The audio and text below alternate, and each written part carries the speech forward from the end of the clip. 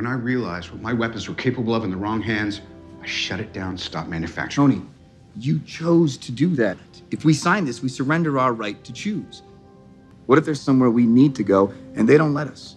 We may not be perfect, but the safest hands are still our own. If we don't. Welcome back to Thinking Critical. This is Wes, and we have talked about Iron Man being severely mistreated by Marvel Comics for years here on the channel, and specifically why the recent reboot by Dan Slott has been so poor.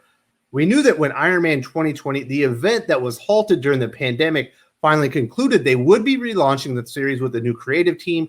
We thought maybe it would be a big-name creator to put on the title and maybe elevate the character. Let's face it, Iron Man has never really been an A-list character for Marvel Comics. He's never been that really big seller. Obviously, he's been a big part of the Avengers, which has been a big seller traditionally. I personally thought maybe they would look to a Jason Aaron, who probably has been writing the best version of Iron Man in the Marvel Comics universe lately with his Avengers tank.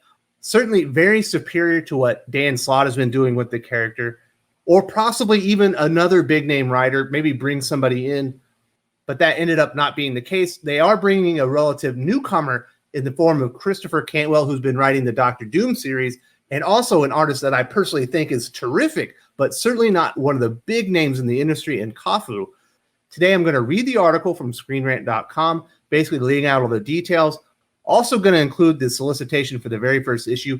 Then I'm going to talk about the creative team, my thoughts on it, whether it's a good fit, bad fit, talk about kind of where they're going to take the series, and then we'll talk about some of the issues that Iron Man has had recently, and hopefully some of the things that the new creative team will be able to fix moving forward.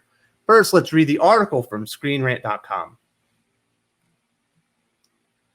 Marvel Comics is bringing Tony Stark back to basics as the comic book publisher announced a brand new series titled Iron Man. The new reboot will see Stark return as Iron Man in a new suit designed by legendary comic book artist Alex Ross. Iron Man has been used in a variety of different ways by Marvel Comics in recent years. He's been killed, turned into an artificial intelligence, and led a robot revolution against his own brother. The new series will bring the Man back into the Iron Man armor. It remains to be seen how Marvel intends to bring Stark back, but given his recent history, it's a welcome development. The new series will be written by Christopher Cantwell, feature art from Kafu, with Ross designing Iron Man's new look, as well as doing a wraparound cover for the very first issue. Cantwell, who's worked on the Eisner-nominated Doctor Doom miniseries, as well as the excellent She Could Fly from Dark Horse Comics, said he wants to explore Stark's identity and public perception, while Tony will be stripping the idea of Iron Man down to its metal core. And this is a quote from Cantwell. "I'm over the moon about getting a shot at writing the Golden Avenger. Since Bob Layton's art in the 1980s captured my imagination as a kid, I've been fascinated by Iron Man, and in his new story run, I'm aiming to explore the question, who should Iron Man be today? An angel, a god, or just a humble man?" He continued, "Tony's going to try and strip the idea of Iron Man all the way down to its metal core, something that will constantly be at odds with his giant ego. We'll see if he can truly keep his arrogant self-image in check, even as others with God complexes set their sights on the entire universe." Iron Man #1 will come to comic shops in September. Now let's read the solicitation for the very first issue. "Tony is putting away his high-tech toys and high-profile image so he can get his hands dirty again. But can he really lay that Stark-sized ego down? Life isn't always that simple, something that old friends and frustrating foes are quick to point out. If you strip a billionaire down to his bolts, does he still run solid? Or just overheat?" For answers to these questions, along with a thrilling new era of rock-solid superheroic action and adventure, do not miss Iron Man #1 when it soars into comic shops this September. In my humble opinion, I think this is great news. I obviously thought they would bring a bigger name writer on board. Like I mentioned earlier, I thought Jason Aaron was kind of almost primed for this spot with his work with Iron Man in Avengers, and him recently losing the Thor title that he worked on for 7 or 8 years. And he did a lot of things with Thor, especially early on, that really worked for that character. But obviously, he is not the man that's going to be on Iron Man now. The big name associated with the new Iron Man is, of course, Alex Ross, who did design the armor and will be doing the very first issue's cover. Now, I would be happier if he was actually doing all the covers, similar to what he does for the Immortal Hulk. I think it would really let comic fans and retailers know that Marvel Comics has a lot of faith in this new Iron Man run, if Alex Ross was going to be designing all the covers for Iron Man. Obviously, he's just doing number 1, but he did have a big part in redesigning the Iron Man uniform. But he did have a big part in redesigning the Iron Man suit. So hopefully that will bring people in for the very first issue, and they'll like the new series. I do like the creative team. Obviously, they are a bit more unknown. Christopher Cantwell is a pretty new addition to the comic book industry. I believe this is his 4th or 5th series. He obviously did She Could Fly, like they mentioned in the article. He's worked on The Mask, Doctor Doom. There's another series in there I'm not really familiar with, and obviously here, Iron Man. He also is a director and writer in Hollywood and was the creator for *Halt and Catch Fire*, which was a television show that ran for, I think, three years or something like that. But he's a good writer, and I like what he did with Doctor Doom. I feel like he's really embraced the character, but kind of taken him to places we never seen before and really done interesting things with him. Obviously, the first big story arc was man was about to create a black hole. Doctor Doom told the world this is a bad idea. He could kind of see the future, and when everything kind of twisted on its head and went bad, the world thought that actually Doctor Doom was the one that did it, and he was out to kind of prove his innocence and stuff like that. It was a cool take on the character. I think he's done good stuff with that, and I am glad that he's on this Iron Man series, and I like the idea of doing something different with the character. They've been doing the same repetitive story arcs over and over and over. Is he an artificial intelligence? He's always dead. He's always an alcoholic. Let's do something different. I think bringing him back to his bare components, just a man with an Iron Man suit. I don't know if I'm completely on board with him not being a billionaire, but if it's something different with the character and they can tell new action-based stories with Iron Man that aren't like an Iron Man family story or something stupid like that, I'm all for it. And I'm glad that he's getting a chance in it. And it feels like Marvel agrees with me that he's done a good job on Doctor Doom and is giving him a step up to see if he can maybe embrace this title. And hopefully he had a good pitch for it. Now, to me, the more exciting addition to the creative team is certainly Kafu. He is a great Spanish artist. He's been in the industry for quite a while.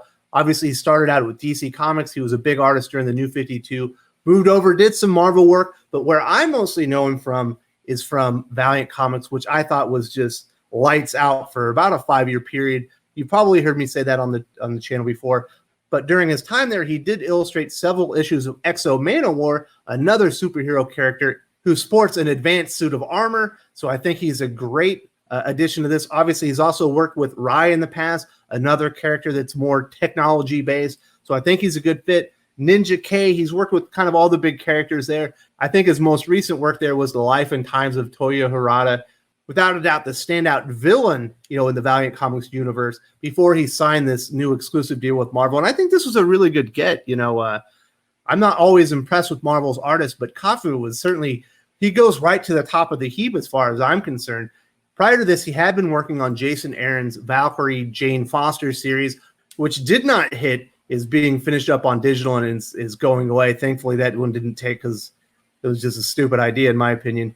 If you like that, I do feel bad that it's going away, but I think it's a welcome addition to go on to the heaping pile of nothing that Marvel was producing and needed to get rid of. Now, the best thing about Kafu, if you're not really familiar with his art, is the man can do amazing heroic poses. His action scenes are absolutely dynamic. He is great putting superheroes in action and doing very heroic superhero things. So hopefully Christopher Cantwell is writing nice action-based scripts for Kafu and his art. And I think if they are doing that, if they synergize well, this will be a very fun series to look at and hopefully read. So in my opinion, I am glad that Christopher Cantwell is getting the opportunity to elevate himself, but I'm even happier that Kafu is getting the opportunity to elevate himself even more, because I think that he will go absolutely bonkers on this. Now, the big problem with DC and Marvel is there's a lot of bait and switch lately. They like to bring in an artist for the first 2 or 3 issues, and then after that, they bring in Joe McFucknuggets to come over to replace him, and it's always like 3 or 4 steps down as far as the art quality. The good thing here is, while Kafu is a great artist, he's not a well-known artist, so I am somewhat confident that he will actually stick on the series for at least 12 issues. So hopefully Marvel does that, leads these two together and sees what they can do, because I think it would really elevate the series and hopefully garner more interest in Iron Man moving forward. Now, Iron Man has had a host of issues for a very long time. He has been a maligned character at Marvel Comics, which really doesn't make sense considering he was the standout character of the largest movie franchise in the history of the world, Marvel's Avengers. He was certainly the lead character, brought to life by Robert Downey Jr. in fantastic fashion, completely likable but somewhat dislikable at the same time. But they never somehow were able to translate that into the Marvel Comics universe. And really it all started with Marvel Civil War, which I personally think is a lights out comic story. I love that story. It's one of my favorite stories Marvel has done in recent memory. But Tony Stark is 100% the villain in that story, and the character really has never recovered. He's always been kind of portrayed as villainous. And then when Brian Michael Bendis took over the character, he further diluted Tony Stark, put him on the back burner so he could introduce a new Iron Man. Did not make sense at the time because, like I said, Robert Downey Jr. was the front man for the entire MCU. Iron Man was the standout character in the Marvel Cinematic Universe, while obviously in the comics universe, he's always taken kind of a backseat to other characters as far as A-list characters.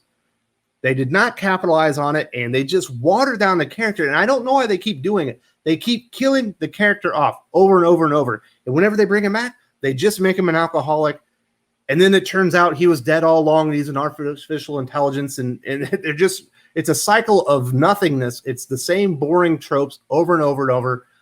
Obviously, the last time when they finally brought Tony Stark back with Dan Slott, they said, we're bringing Tony Stark back into the Marvel Comics universe. That turned out to be a lie. He wasn't alive. He was just an AI. Want the same old shit like we've been seeing for several years now. And of course, that led into the horrendous, and I do mean horrendous, just awful, just stinky Iron Man 2020 event that is yet to complete. One of the worst things I've read in Marvel Comics in some time. And I read some of Age of X-Men, and that was awful. But I think Iron Man 2020 is even worse. I mean, the art's better, I guess, but that story is just, it stinks to high heaven.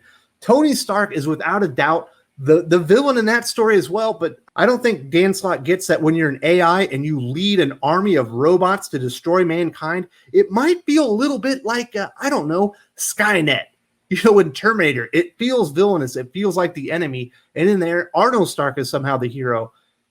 Terrible story. If you have started reading it, stop. It's bad. Don't waste your money on it. And if you're just waiting for the trades, don't wait for the trades. Find something else worth reading because it's just so terrible. It's a terrible take on the character. I'm just hoping that Christopher Cantwell and Kafu just leave that in the rear view and say we're never even going to address it. Just act like it didn't happen. Act like the new Tony Stark Iron Man within the Marvel Comics universe is just brand new. Do not draw any inspiration for that heaping pile of crap. Recognize it for what it is. Do not draw any inspiration from Brian Michael Bendis' awful take on the character. If the creative team need inspiration for Tony Stark Iron Man, go back, read the Denny O'Neil series. Obviously, we just lost him. He was a master writer. His take on Iron Man is probably the most underrated thing that he ever wrote.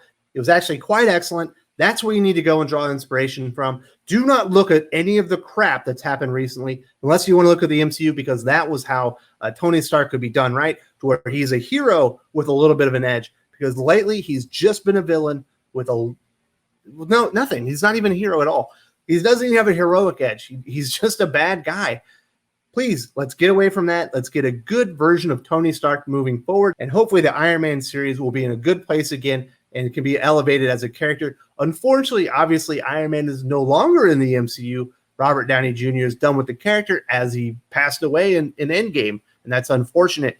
They can't lean on that anymore, but you can do something good with Iron Man. Hopefully that happens very soon. I do have faith that Christopher Cantwell and Kafu can do a good job and really do something with the character that doesn't feel like the same old shit, because that is what Iron Man has felt like for far too long. And please, on issue number 1, do not do 897 variant covers like you did the last time. It was so lazy, in poor taste, and it was just garbage. It was garbage. That's what I got to say about that.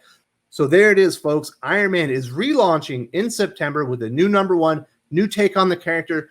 We're putting Iron Man 2020 behind us, hopefully never to be mentioned again. Such a bad series. But Christopher Cantwell, the new writer, Kafu is the new artist, new armor designed by the legendary Alex Ross, and of course he will be doing the cover for the first issue. I hope he comes back to do more covers for those issues, because I really do think it helped elevate the Immortal Hulk series and garner interest and eyes onto it. And of course, it ended up being a very good take on the character and sold very well. And I think Alex Ross had a lot to do with getting interest in that character. That's my take, and I hope you all have a good day. If you enjoyed this video, please give it a like. I would appreciate it very much. It helps us attract more views for the channel. Subscribe for future commentary, comic book news, and reviews. And don't forget to ring the bell for notifications.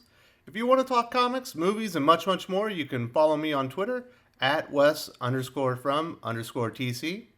With that, Salamat Po, and I'm out.